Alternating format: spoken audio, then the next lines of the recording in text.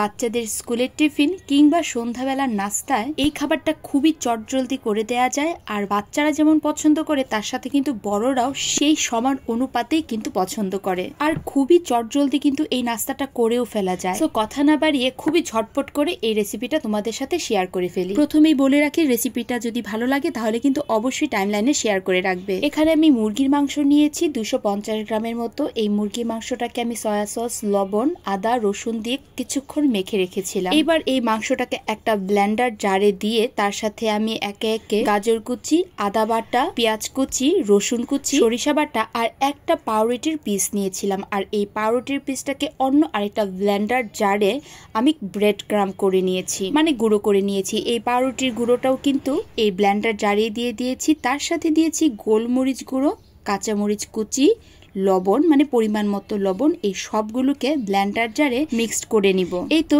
আমার কিন্তু মাংসটাকে ব্লেন্ড করা হয়ে গিয়েছে। এটা যদি একটু দানা দানা থাকে তাহলে কোনো সমস্যা নেই, খেতে আরো বেশি ভালো লাগে। এইবার এই মাংসের কিমাটার সাথে পরিমাণ মতো কর্নফ্লাওয়ার মিশিয়ে নিব।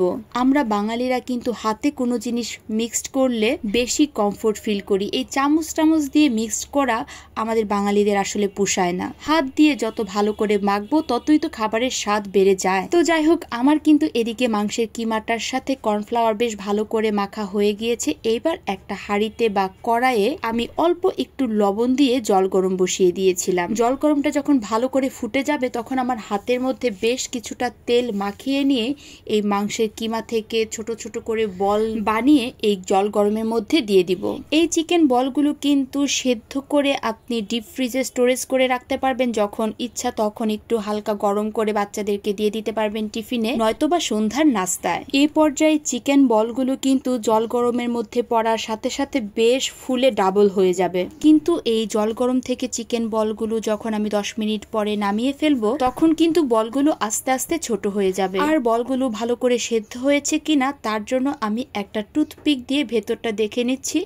বেশ ভালো করে সেদ্ধ হয়ে গিয়েছে। আমি কিন্তু এখানে 10 মিনিটের মতো রেখেছিলাম। আচ্ছা, এই পর্যায়ে আপনারা আমাকে বলুন তো আমার এই ভিডিওটা কারা কোন জায়গা থেকে দেখছেন আর ময়মনসিংহ থেকে কারা দেখছেন তারা কিন্তু অবশ্যই আমাকে কমেন্ট বক্সে জানাবেন।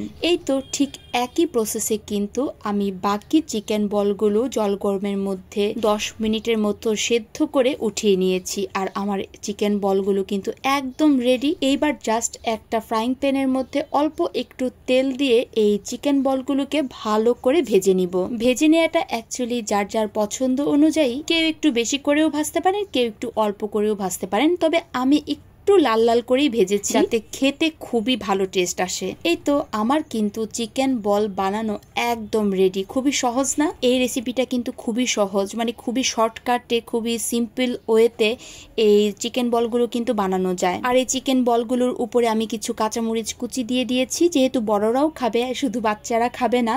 আর তার সাথে টমেটো সস দিয়ে দিয়েছিলাম। ট্রাস্ট মি, এই চিকেন বলটা খেতে এত ভালো আর এত মজা হয়েছিল, মানে এটা টেস্ট না করলে কখনোই বিশ্বাস করতে পারবেন না। তো আজকের এই চিকেন বলের রেসিপিটা আপনাদের কেমন লাগলো তা কিন্তু অবশ্যই আমাকে কমেন্ট বক্সে জানাবেন। আর ভালো লাগলে আপনাদের টাইমলাইনে অবশ্যই শেয়ার করে রাখতে পারেন। তো আজকের এই ভিডিওটা আমার এই পর্যন্তই। সো টাটা, দেখা হবে পরের একটি ভিডিওতে।